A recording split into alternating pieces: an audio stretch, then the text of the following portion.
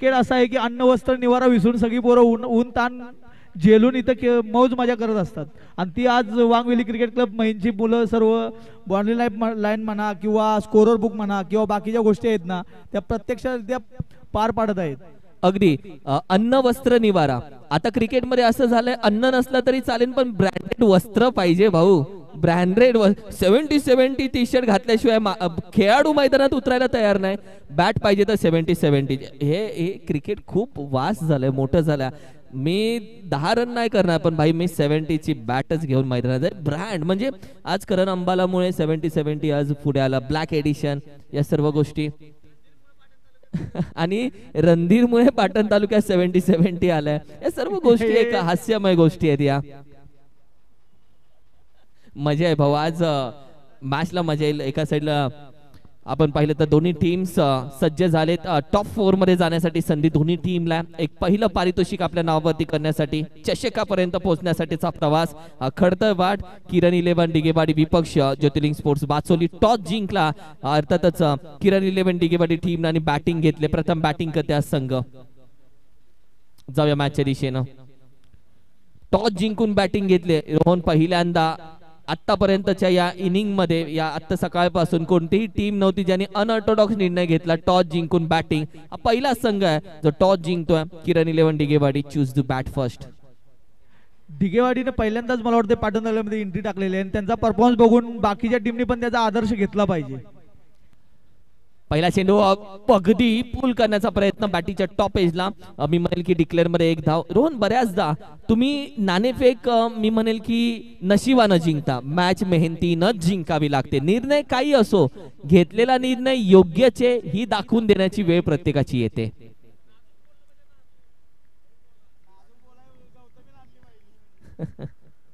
अप्रतिम मॅच. तब्बल पहिला चेंडू आतापर्यंत झालाय.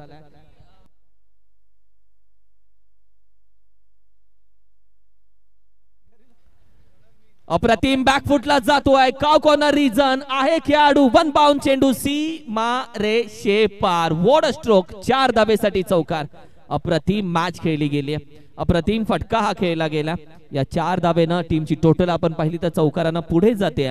मॅच मध्ये मजा येईल कारण की एका साईडला आपण पाहिलं तर खेळाडू, मी बॅट्समनला विनंती करेल ज्या ट्रॅक वरती केले, पॅन्ट जी वर केले, आपण कृपया खाली करायचे.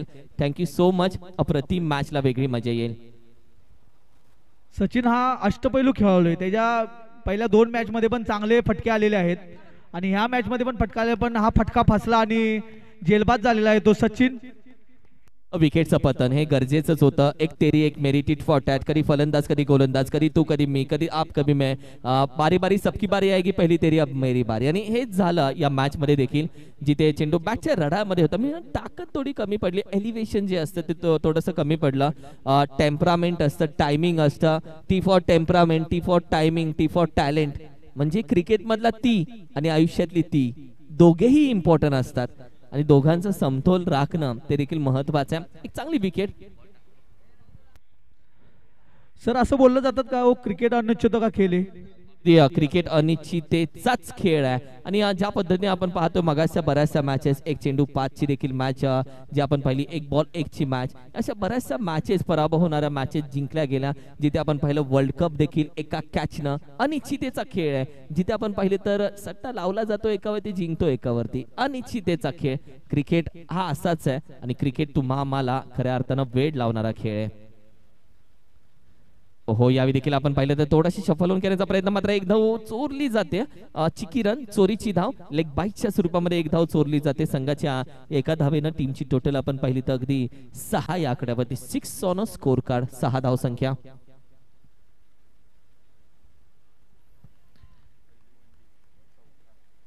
तब्बल 4 चेंडूचा खेळ झाला आतापर्यंत आणि 2 चेंडू अजूनही बाकी आहेत.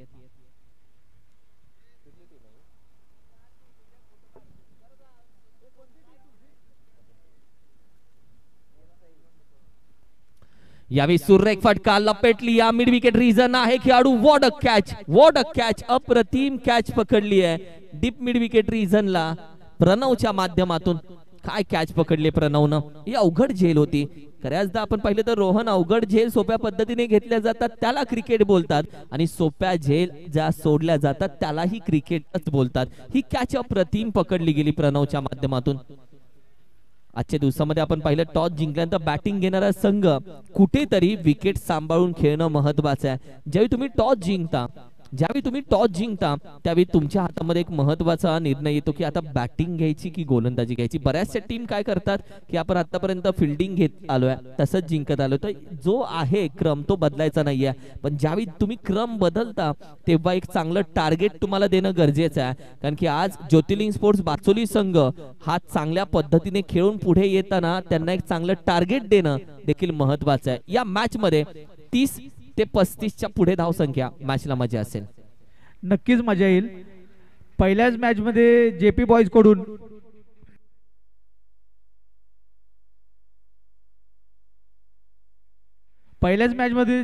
कडून झालेल्या चुका त्यांनी दुसऱ्या आणि तिसऱ्या मॅच मध्ये सुधारण्याचा प्रयत्न केला आणि त्याच्या मागे त्यांना यश आलेलं आहे. अगदी हे तर खरं आहे. मात्र पहिल्या ओव्हरचा खेळ माफ करा संपला गेला. पहिल्या ओव्हरच्या माध्यमातून संघाची धावसंख्या अगदी 6 या आकड्यावरती स्थिर आहे. 6 धावसंख्या. आयुष्यात प्रत्येक जण कुठेही जाऊ फोटो काढण्यासाठी आतुर असतो. का? क्षण येतो क्षण जातो आयुष्यात तो लक्षात राहतो तो फोटो असतो जो मेमरीमध्ये तुम्ही विचारातून जरी विसरलात तर तुमच्या मेमरीमध्ये फोटो राहतो. किंबहुना कधीही तुम्ही फोन ओपन केला तर तुम्हाला ती आठवण येते. आज तुझा माझा फोटो मी पुढच्या 10 वर्षांना बघितल्यानंतर आठवण येईल आपले दिवस आठवतील आणि त्याच्यासाठी फोन आणि माणूस दोन्ही ब्रँडेड हवेत. खूप मोठा सीन आहे या फोनचा. मुकादम यांचा फोन आहे मध्येच 1.5 लाखाचा फोन हरवला चोरी गेला क्षणात जाऊन दुसरा फोन घेतला. वेगळे ब्रँडेड मॅन. जाऊया मॅचच्या दिशेनं.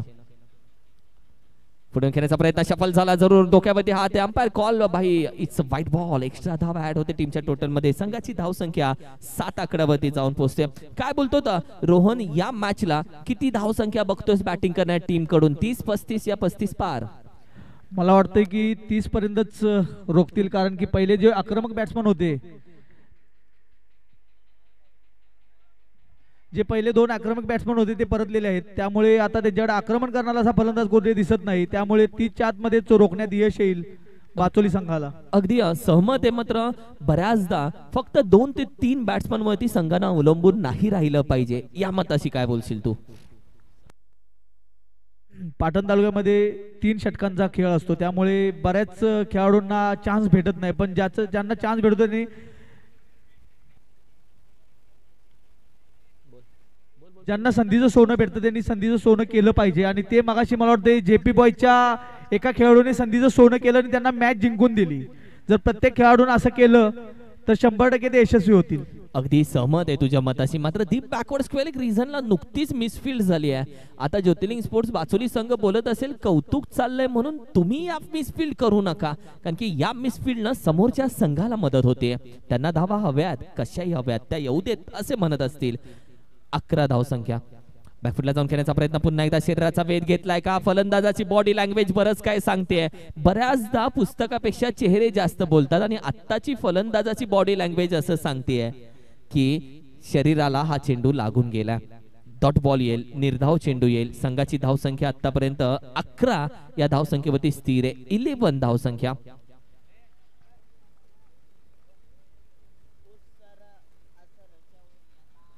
बॅकफुटला यावी टॉप एज. विकेट कीपर आहे. कॅच पकडली जाते.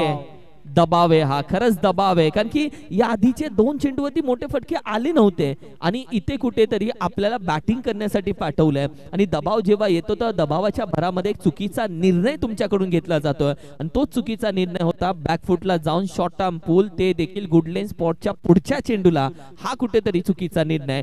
Top edge caught behind the wicket. Batter gone. आणि आतापर्यंत चेंडूचा खेळ झालाय 4. ओव्हर क्रमांक 2 मध्ये संघाची धावसंख्या आहे 11.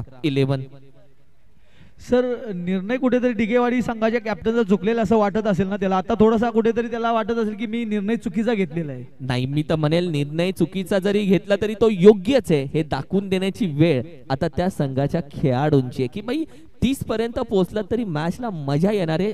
समोरच्या संघाकडे बॉलिंग अटॅक चांगला आहे किरण 11 या टीमकडे.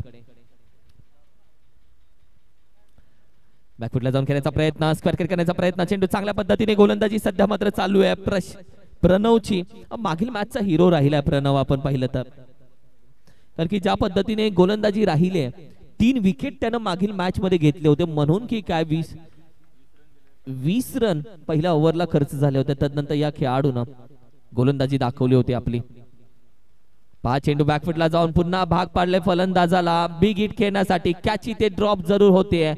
ही कॅच ओंजळीमध्ये पकडणं गरजेची होती.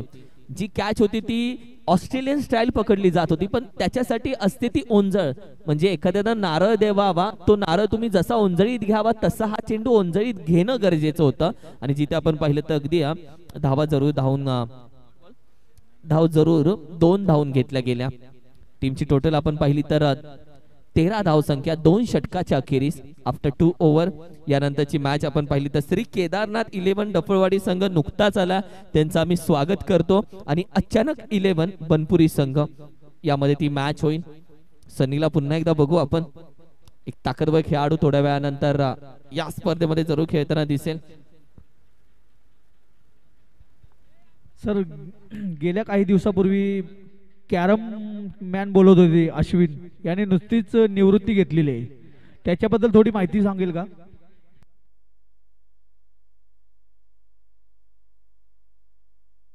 वैयक्तिक पहिला आणि संघाकडून 3रं षटक घेऊन येत आहे तो सुशांत.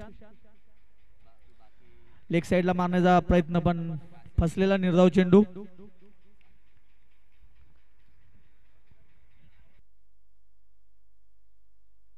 आज खऱ्या अर्थानं शांतता नाहीये या मैदानामध्ये. जरी माईक शांत करायचा डुकडुक डुकडुक डुकडुक तो आवाज कोरण्याचा अगदी कानाला कर्कश करून जातोय.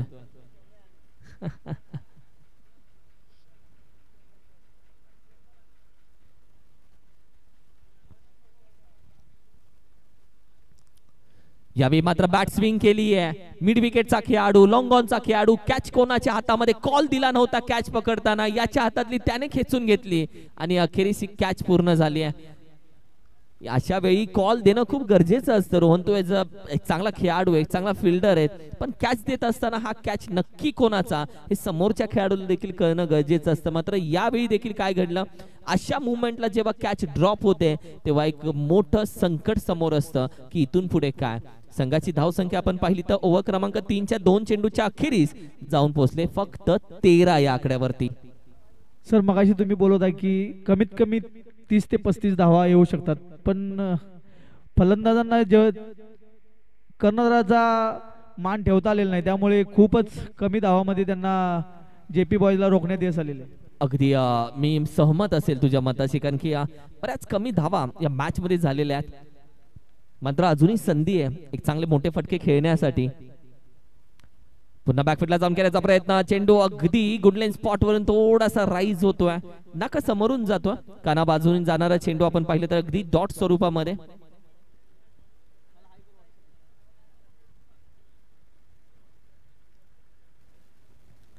तब्बल 3 चेंडूचा खेळ आतापर्यंत झालेला आहे. 3 चेंडू अजूनही बाकी आहेत. फक्त 13 धावा स्कोर कार्ड वरती. खूप लो स्कोरिंग मॅच कदाचित आज बघायला भेटते की काय या स्पर्धेमध्ये पहिली आणि पहिली. फुल टॉस चेंडू सरळ आलाय बॅटीवरती. आहे खेळाडू लॉंग ऑन रिझनला पकडले गेले. कॅच ही मॅच आता फसली गेली. कॅच पकडल्यानंतर झेल घेतलाय. फलंदाजाचा खेळ होतोय शांत. असाच आहे हा ताळमेळवाला क्रिकेटचा खेळ. काय बोलशील या गोलंदाज, सध्या आपण पाहिलं गोलंदाजी करत असताना कोणाची आठवण आली? सर ह्याला खरंच बाचुलीचा बुमरा बोलतात, कारण ऍक्शन वगैरे सेम आहे. आणि जर ह्या 2 चेंडूवर जर मोठे फटके आले तर डिगेवाडी संघ 25च्या पार जाऊ शकतो. अबकी बार 25च्या पार जाण्यासाठी कुठेतरी मोठे फटके येणं गरजेचंच आहे. एखाद्या खेळाडूला जेव्हा संधी भेटते, आज जर्सी नंबर 21 ला संधी भेटल्या, या खेळाडूनं जर या 2 चेंडूवरती 2 षटकार लगावले, मॅच जिंकू किंवा हारू, मात्र तिथून पुढच्या सामन्यामध्ये त्याच्यावरती जास्त विश्वास ठेवला असतो. म्हणजे संधी तुम्हाला प्रत्येकाला भेटते. काय खेळाडू बोलतात 3 ओव्हरच्या मॅच मध्ये आम्हाला संधी भेटत नाही म्हणून आम्ही एंट्री फीचे पैसे भेटणार नाही. एक गलत बात आहे. तुम्हाला संधी देतात तेव्हा तुम्ही सिद्ध होणं गरजेचं आहे. सुरेख फटका स्क्वेअर कट केला. डीप एक्स्ट्रा कव्हर रिझन आहे खेळाडू. चेंडू अगदी गॅदर केला. फेकी नॉन स्ट्रायकिंग एंडला अगदी करेपर्यंत 2 धावा कंप्लीट केल्या जातात. या 2 धावा पूर्ण होत आहेत. 2 धावेच्या मदतीनं संघाची धावसंख्या 15 या आकड्यावरती जाऊन पोहोचल्या. कदाचित इंद्रदादा म्हणजे इंद्रजीत दादाची एंट्री आहे. एक संयमी खेळाडू, शांत खेळाडू. वेलकम. तर शेवटच्या एक चेंडूवर जरी मोठा फटका आला तरी समाधानक स्कोर होऊ शकतो. 20.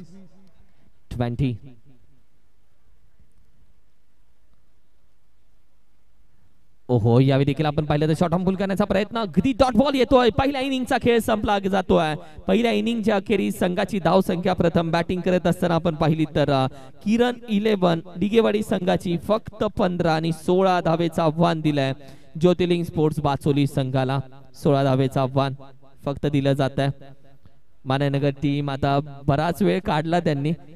अखेरीस ती जी मॅच असते ती टोचते थोडी मनाला आणि थोडेसे शांत होऊन आता येणाऱ्या दिवसामध्ये कॅपीएल आहे, कोयना प्रीमियर लीग 26, 27, 28, 29 कोयना विभागामध्ये एक मोठी भव्य दिव्य स्पर्धा.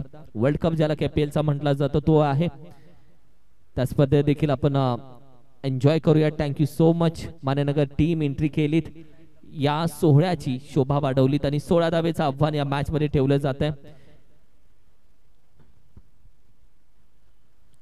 टॉस साठी कॅप्टन या श्री केदारनाथ 11 डफळवाडी आणि अचानक 11 बनपुरी टीम. रोहन मी विनंती करेल आपल्या शुभ हस्ते या मॅचचा टॉस केला जातोय.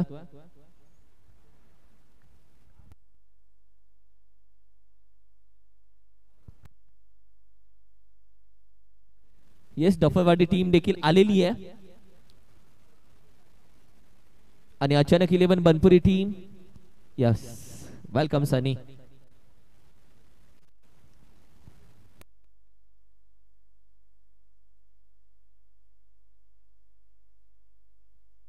Thank you so much. आपण रोहन दादाच्या शुभ हस्ते आपण टॉस करणार आहोत. वांग व्हॅली महिनचा कटआउट पाहतोय. टॉसचा बॉस स्पर्धा मानाची महिन गावच्या अभिमानाची श्री मानादेवी चषक 2024 पाचवं पर्व. एका बाजूला केदारनाथ 11 डफळवाडी, दुसऱ्या बाजूला टीम अचानक 11 बनपुरी. टॉस केला जाईल.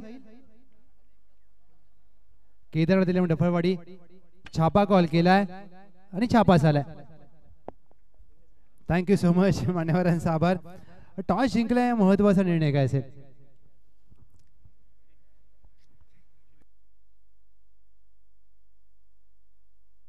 अगदी तुम्ही तुमचा निर्णय सांगा, परंतु मी तुम्हाला एक प्रश्न विचारेन. बीटीपीएल येते डे नाईट आणि किती उत्कंठ असेल आणि प्रत्येकाला टीम आता दिवस रात्र स्पर्धा खेळायची आहे. ॲक्च्युली खूप आनंद होतोय आणि पहिल्यांदाच आम्ही म्हणजे DPL म्हणजे फॉर्म तर भरणारच आहे. कुठल्या टीमने सिलेक्ट केलं तर खूपच आनंद होईल आम्हाला खेळण्यासाठी. Thank you so much. शनिवारचा दिवस स्क्वॉड नक्कीच असेल नसेल या प्रश्नाचं उत्तर मी विचारणार नाही, परंतु क्रिकेट प्रत्येकाला खेळायचं असतं आणि गावाचं आपल्या गावासाठी गावाच्या नावासाठी काय सांगाल? क्रिकेटच आहे जे सगळ्यांना जोडून ठेवत आहे आणि गावासाठी असलं मैत्रीसाठी असलं सगळ्यांसाठी क्रिकेट हे इम्पॉर्टंट आहे. Thank you so much. दोन्ही संघांना देऊया खूप साऱ्या शुभेच्छा. मी रोहन दादाकडे येईन. रोहन दादा या मुकादम PTPL चे चेअरमन म्हणून त्यांची नियुक्ती झाली. प्रथमतः आपलं अभिनंदन. हिंदू डॉन एक श्रीराम भक्त म्हणून सातारा जिल्हा पाटण तालुक्यामध्ये आपलं एक ओळख आहे. मी आपल्याला प्रश्न विचारेन. PTPL चे चेअरमन आपली पदी निवड झाली, अभिनंदन. PTPL दिवस रात्र आणि मालिकावीरासाठी बाईक ही खूप मोठी गोष्ट आहे. पाटण क्रिकेटमध्ये याने उत्क्रांती घडेल, काय सांगाल सर? नक्कीच आमचा हा मोठा प्रयत्न आहे आणि त्याला नक्कीच यश भेटेल. खूप मोठं नियोजन म्हणावं लागेल. डे नाईट स्पर्धेत नियोजन आहे आपले बाईक ठेवलेल्या ह्या सीझनला. ह्या सीझन जर सक्सेस झाला नक्कीच पुढच्या वर्षी आपण काहीतरी वेगळं करू. इथं यायचं कारण सर्व टीमला किंवा असोसिएशनला सर्व टीमला एक महत्त्वाची सूचना आहे की कमीत कमी 5 टुर्नामेंट त्या टीमला किंवा त्या प्लेयरला खेळायचा आहे, तोच PTPL साठी फॉर्म भरेल याची नोंद घ्यायची आहे. Thank you so much. हे होते PTPL चे chairman Pappu Patil Mukadam. Over to you commentary box. धन्यवाद. या मॅच मध्ये ज्योतिर्लिंग प्रतिष्ठान बासोली टीमला आता मात्र 16 धावा हव्यात. प्राइज मध्ये जाणारी रोहितनं आत्ताच फोन केला बासोली टीमचा आणि त्याला नुकतंच सांगितलंय टीम विजेता झाल्यानंतर 500 रुपयाचं पारितोषिक माझ्याकडून ऑनलाईन टीमसाठी. खूप मोठं मन असावं लागतं. संघासाठी 100 ते 500, 1000, 2000 असे पैसे प्रत्येक जण देत असतो. यासाठी मात्र या मॅच मध्ये ज्योतिर्लिंग प्रतिष्ठान बाचोली संघ आता 16 धावा किती षटकामध्ये पूर्ण करतोय ते देखील बघायचं आहे. आशिष आणि संकेत सागर सरळ बॅटीने घेऊन काढलाय व्ही शेप मध्ये. हवेमध्ये आहे खेळाडू. 1 बाउन्स. चेंडू चांगल्या पद्धतीने स्टॉप केलाय.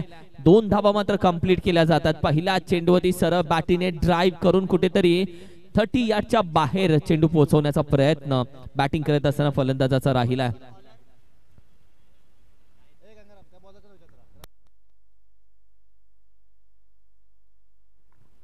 मिस्टर सचिन गोलंदाजीसाठी.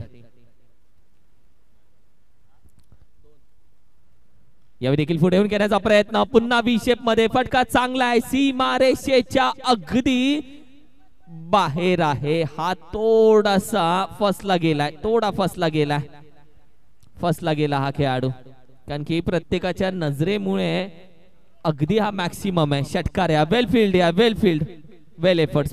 प्रेक्षकांना खेळाडूंना सांगावं लागत नाही टाळ्या नक्की कोणासाठी वाजवा. त्यांनी लगेच ज्या खेळाडूंना फिल्डिंग एफर्ट्स दाखवले त्याच्यासाठी टाळ्या वाजवल्या. कारण की यश अपयश हे आपल्या हातामध्ये नाहीये. प्रयत्न करणं आपल्या हातामध्ये आहे. प्रयत्न 100% झाला. अखेरीस आपण पाहिलं तर अपयश आला. यावर एक फटका चांगला आहे. Mid wicket reason. खेळाडू पोहोचतोय चेंडू पर्यंत. अगदी कॅच पकडली जाते. विकेटचं पतन येईल. बॅटर गॉन होईल. फलंदाज आपण पाहिलं तर माघारी जातोय. Ashish back to duck out.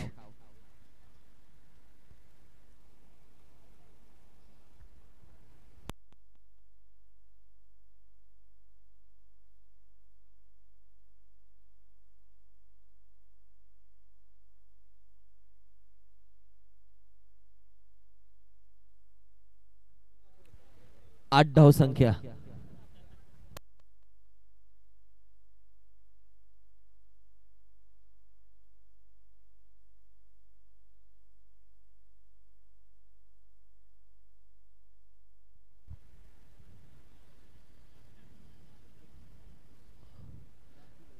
हलक्या हाताने फक्त ग्लान्स केला. या चेंडूला आपण पाहिलं तर दिशा दिली. बॅटिंग करत असताना लेग बायच्या स्वरूपामध्ये 1 धाव कंप्लीट केली जाते. तब्बल टोटल धाव संख्या आपण पाहिली तर अगदी 10 या आकड्यावरती सध्या मात्र 9 या आकड्यावरती सध्या मात्र जाऊन पोहोचले. 9 ऑन स्कोर कार्ड. प्रणव नवीन बॅटर मैदानामध्ये दाखल झाला.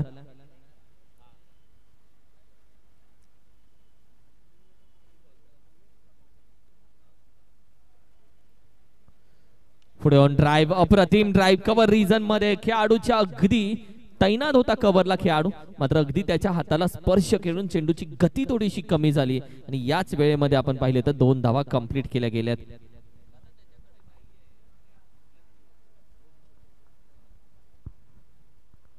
टीमची टोटल आपण पाहिली तर अगदी 11 या धावसंख्येवरती सध्या मात्र जाऊन पोहोचली. डबल वर 11.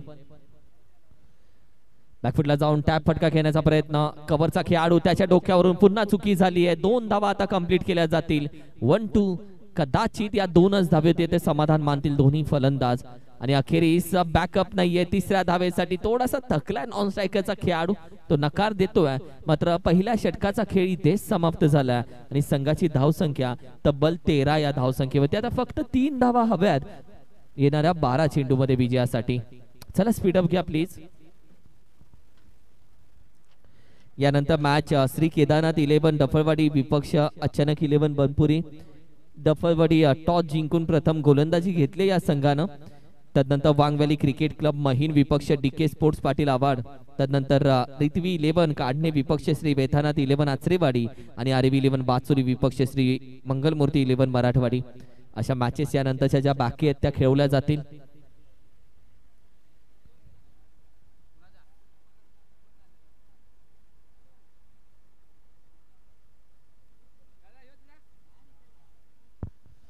फक्त 3 धावा आता ज्योतिर्लिंग प्रतिष्ठान बाचोली टीमला आता विजयासाठी हव्यात. 12 चेंडू आता त्यांच्याकडे तब्बल बाकी आहेत. अगदी शांततेने मॅच घेण्याचा प्रयत्न. हलक्या हाताने ग्लान्स दिलाय. जिथे आपण पाहिलं तर अगदी 2 धावा कंप्लीट करण्याचा प्रयत्न. स्कोर यावेळी लेव्हल आणला जातोय, अगदी लेव्हल झालाय स्कोर. संपूर्ण ज्योतिर्लिंग प्रतिष्ठान बाचोली संघ आपण पाहतोय चौथ्या फेरीतली विजयात या पारितोषिकापर्यंत पोहोचणारी.